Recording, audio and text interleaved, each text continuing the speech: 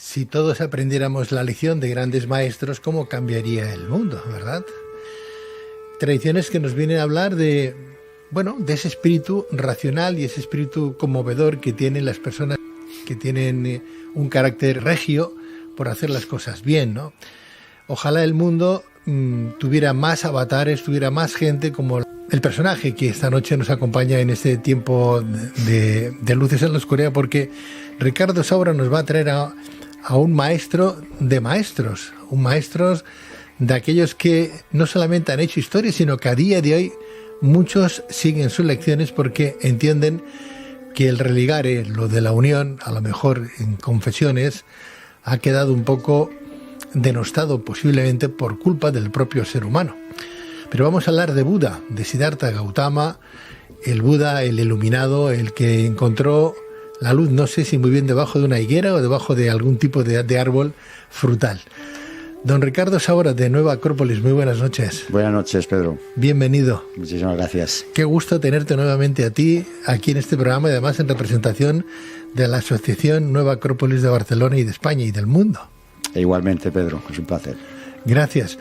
No sé si digo bien, porque apostolado se hace apostolado siempre de cualquier credo, pero claro, el budismo no es un credo, es una filosofía de vida. Entonces, ojalá pudiéramos todos aprender la lección de una doctrina, por llamarlo de alguna manera, ¿sí?, que no hace un apostolado directo, que no tiene leyes, no tiene reglas, sí tiene modos de actuación, sí, tiene filosofía de vida. Efectivamente. Pero que no recurre ni al ¿cómo te lo diría? Es que son calificativos que pueden sonar como muy, muy duros cuando se habla de una religión que ha defendido con sangre su credo, o las religiones que han defendido con sangre su credo, ¿no? Sí, efectivamente. Ojalá hubieran más maestros como Siddhartha Gautama, el Buda, ¿no? Sí. La verdad es que ciertamente las religiones, en nombre de las religiones se han cometido los más grandes actos místicos y también las mayores atrocidades. Y por desgracia es porque somos demasiado ignorantes y tomamos las verdades o opiniones o nuestras ideas, nuestros dogmas como algo único, exclusivo, y todo lo demás es enemigo de nuestra fe, y no es así. Son formas de entender la verdad, el conocimiento, la vida, y cada uno tiene que tener pues su forma de progresar en este camino que todos estamos realizando como seres humanos. ¿Cuándo nació Siddhartha Gautama, el Buda? Bueno, la fecha exacta hay disparidad de criterios, pero bueno, en el siglo VI antes de Cristo, desde luego, en la India. Hay quien dice en el 563 a.C., hay quien dice en el 623 a.C., hay diferentes variantes de opiniones, pero tampoco es el caso de que unos años más, unos años menos, no va a cambiar. Lo que importa nada. Es el mensaje, ¿no? Lo que importa es el mensaje. Es curioso que un príncipe que lo tenía todo, era príncipe, vivía dentro de su recinto, de su castillo. Yo creo que sus padres no le dejaban salir para que no conociera las maldades del mundo, ¿no? Y un día, no sé cómo, por qué, Ricardo sale al exterior y ve la mendicidad y ve la pobreza y ve todo lo que ve y dice, ¿qué hago? Sí, una persona que su padre, temeroso de que pudiese conocer el sufrimiento, porque ya le habían advertido los sabios de aquel entonces de que ese niño pues seguramente llegaría a conocer el dolor y eso le haría renunciar a la vida palaciega, y él quería que su hijo fuese rey, que le sucediese en el trono. Entonces lo rodeó en sus inmensos jardines, pues de todos los placeres, podemos decir, y bellezas que uno puede imaginar, sin haber conocido nunca el dolor. Pero de forma misteriosa cuentan de que, ¿cómo decir?, si se confabularon los dioses, ángeles o quienes, fuerzas de la naturaleza, para que pudiese en sucesivas veces, dicen que 3 o hay quien dice 4 veces, pudiese salir de palacio a esa ciudad que había al lado de sus palacios en los que ellos estaban viviendo, y conoció la contraparte de lo que él siempre había vivido, del lujo, los placeres, la vida pues buena, ¿no?, podemos decir. Y se encontró, cuentan que sucesivamente, primeramente con un anciano achacoso, sí. que casi no podía tenerse en pie, y preguntó a su cochero con el cual salió, pues qué le ocurría a aquel hombre, y le dijo que, bueno, pues las personas con el tiempo envejecen y empiezan a perder facultades. Y este primer impacto a su alma pues le produjo una revolución interior que le hizo plantearse muchas cosas. Dicen que en posteriores salidas, en una segunda salida, se encontró con una persona llena de llagas, dicen que sí era peste, y también le preguntó al cochero qué le ocurría y le comentó pues que esa persona estaba enferma y tenía pues lógicamente una persona que está perdiendo pues su salud, y que todos estamos expuestos en algún momento de nuestra vida a la enfermedad. Y por último, la tercera vez, dice que se encontró con un cortejo fúnebre, que iban a cremar a un cadáver, y la gente llorando, y preguntó qué ocurría, y dijo el cochero pues que todos estamos sujetos a algún momento de nuestra vida a perecer y abandonar este mundo. Y esto para él fue verdaderamente una convulsión interna tremenda. Hay que en cuenta que una cuarta salida se encontraron con una asceta con cara de felicidad, y le preguntó al cochero nuevamente y le dijo pues que era una asceta que había renunciado a los placeres del mundo y por tanto pues estaba liberado de todo ese mundo de placeres y sensaciones. Y a partir de ese momento él decidió renunciar a su vida placentera, y a pesar de que tenía su mujer y su hijo de 9 años a los que quería con toda el alma, entendió que hay gente que sufre y él no podía vivir en un estado de placentero, de felicidad, mientras hubiese gente en el mundo que sufría. A partir de ese momento fue cuando decidió renunciar a su vida palaciega y se hizo monje asceta, y estuvo durante 6 años o 7 años, hay quien dice, viviendo con una asceta en los bosques, prácticamente pues sin comer, en sesiones de ayuno y de meditación tremendos que casi acaban con su vida. ¿Qué edad tenía Siddhartha Gautama más o menos cuando salió del palacio y empezó a ver lo que era el mundo? Pues 29 años. 29 años. ¿Y el palacio suyo estaba ubicado, se sabe exactamente dónde estaba ubicado? Había 3 palacios, tenían 3 palacios. Yo ahora mismo el sitio exacto, Kapilavastu era la ciudad, la capital, y este era uno de los palacios. Pero tenía 2 palacios más, uno en las montañas del Himalaya. Bueno, de hecho, la capital o el reino de Kapilavastu también, cuya capital era la misma Kapilavastu, era en Nepal, lo que era actual Nepal. Pero bueno, uno estaba en las faldas de las cordilleras del Himalaya, que era la de la estación de las lluvias. Luego tenía el de verano y el de invierno. No sé exactamente la localización, pero bueno. Ricardo, ¿y murió a qué edad? Dicen que 81 años. Ya vivió años. Longevo fue, sí. Siendo asceta, ¿no? Efectivamente. Bueno, ya, de hecho, a partir de los 35, que fue cuando alcanzó ese estado de despertar o de iluminación, pues estuvo 45 años dando su mensaje y caminando por los diferentes lugares el norte de la India y del Himalaya. O sea que ya no estaba como asceta, puesto que a esa vida de asceta renunció y se dedicaba a divulgar lo que él había comprendido, las enseñanzas que él había aprendido a partir de ese estado de despertar a una nueva realidad. O sea, tenía acólitos, tenía discípulos, ¿no? Sí. ¿Pero él escribió algo en concreto? Los grandes maestros cuentan que nunca escribieron, y en este caso, como sucedió también con Jesús, que él no escribió, escribían sus discípulos, y en su caso también dicen que sus enseñanzas se transmitieron por vía oral y fueron 400 años después de su muerte cuando empezaron a ser recopiladas. Madre o sea mía. que fue todo transmisión oral durante 400 años. Con lo cual uno dice siempre, claro, las enseñanzas que llegan hasta nosotros realmente son textuales o son... En cualquier caso, lo que vale es el mensaje, Ricardo. Efectivamente. Es como el mensaje de Jesús. Hay algunos que dicen, bueno, pues no sé si existió o no existió Jesús de Nazaret, ¿no? Sí. Pero lo que importa es que el mensaje que se ha recopilado, ¿no? O sea, quiero decir que eso es lo importante, ¿no? Efectivamente.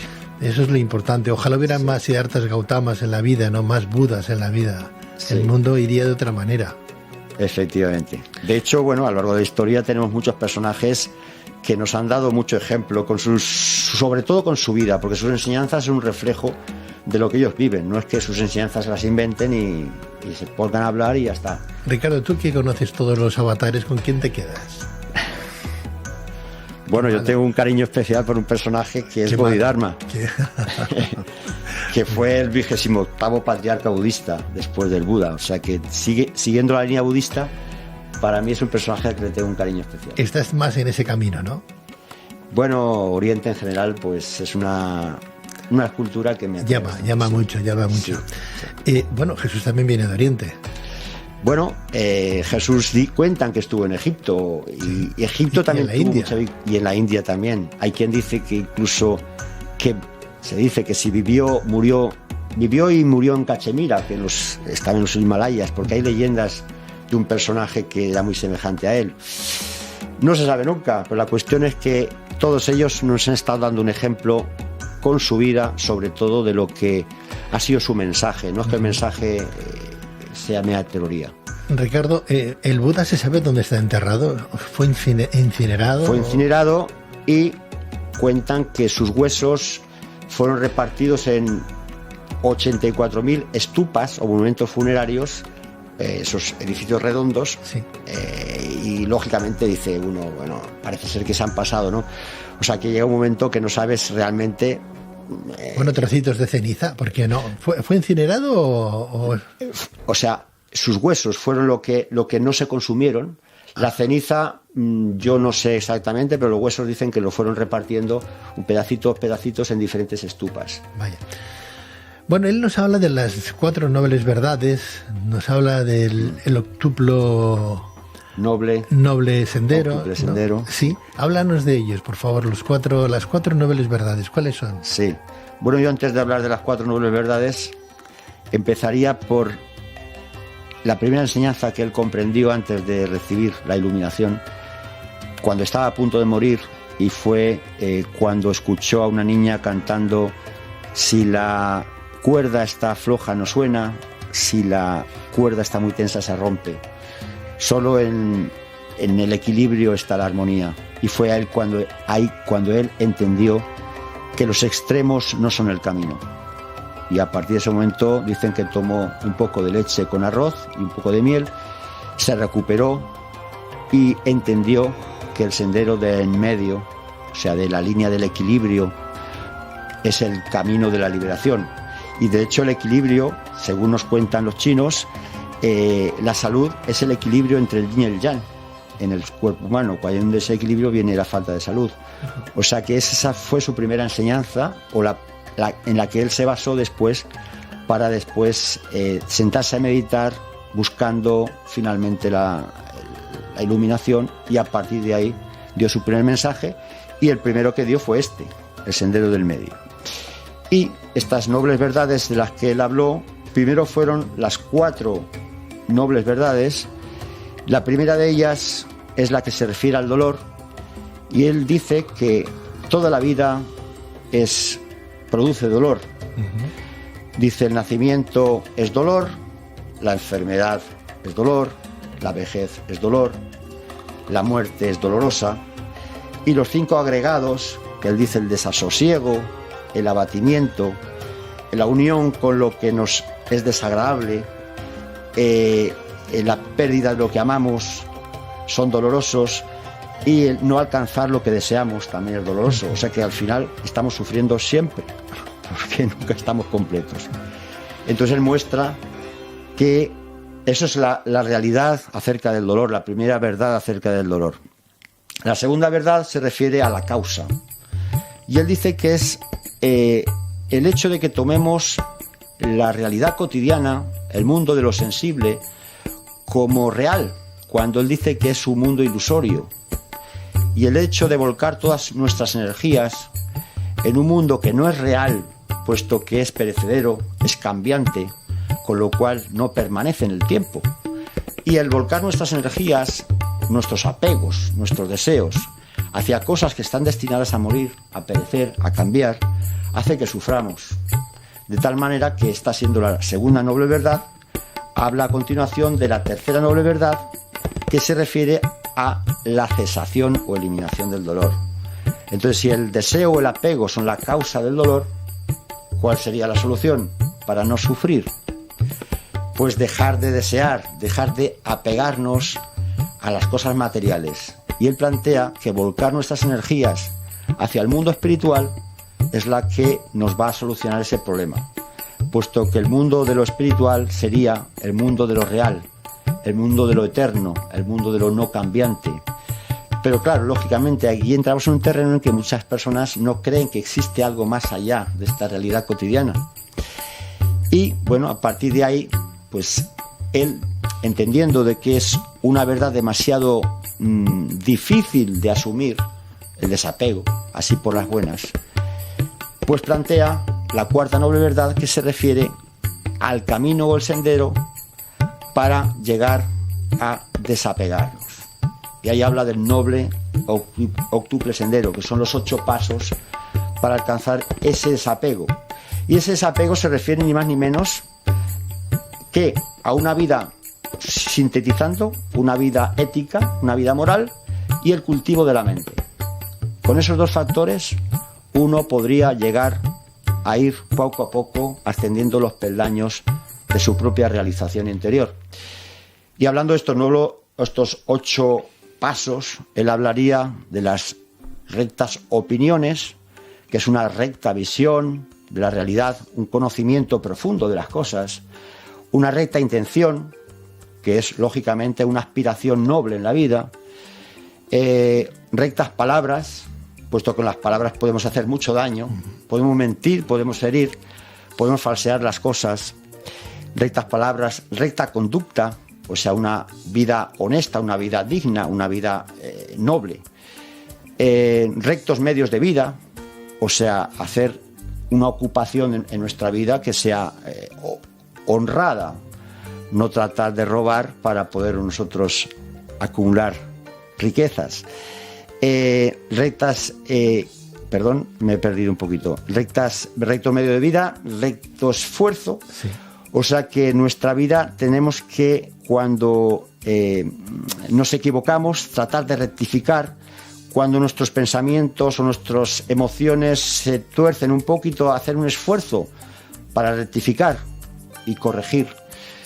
Y recta atención para vigilar a lo largo de nuestro diaria, precisamente para que nuestros pensamientos, nuestros sentimientos, nuestros actos no se tuerzan. Y pues finalmente recta concentración, que yo entiendo que es una dirección adecuada en nuestras vidas hacia lo mejor de nosotros mismos. Fíjate que lo que decía el Buda era atención, atención y atención. Pensamiento crítico, que son postulados además que nosotros vendemos muchísimo en este programa de radio. Pensamiento crítico, por favor, no quedaros con una imagen nada más, sino buscar muchas imágenes. No os quedéis solamente con una frase, buscar quién dice las frases y cómo las dicen y en qué momento las dicen, porque claro, no, como los diarios, ¿no? Uno no puede quedarse con una noticia de un diario porque a lo mejor tiene una línea a seguir. Hay muchos prejuicios, mucho falseamiento en las noticias, en la información. Hablabas de la palabra, la lengua no tiene huesos pero rompe muchos.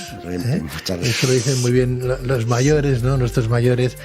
O sea, y que para llegar a algún estado de Buda, de el iluminado, no es necesario tener ningún credo de nada, sino simplemente seguir una moral, ser honestos con uno mismo, tener, pues eso, la autodisciplina de intentar hacer las cosas cada día un poquito mejor, ¿no? Sí, efectivamente. Hablando de las cosas que cada día se hacen un poco mejor que las hacen en la Asociación Nueva Acrópolis, hoy hemos dado un pequeño repaso muy por encima de lo que fue el Buda, pero estoy seguro que en Nueva Acrópolis nos ampliarán la información con cursos, seminarios o talleres que vienen haciendo hace un montón de años y que nosotros hemos venido aquí proyectando en la medida de las posibilidades cuando vienen ellos a presentar algún que otro curso. Ricardo, te veo muy bien, muchísimas gracias por venir a Luces en la Oscuridad y siempre es un placer escucharos. Muchísimas gracias, siempre es un placer también para nosotros. Sois un referente, muchas gracias. Ahí estamos. Buenas noches. Buenas noches.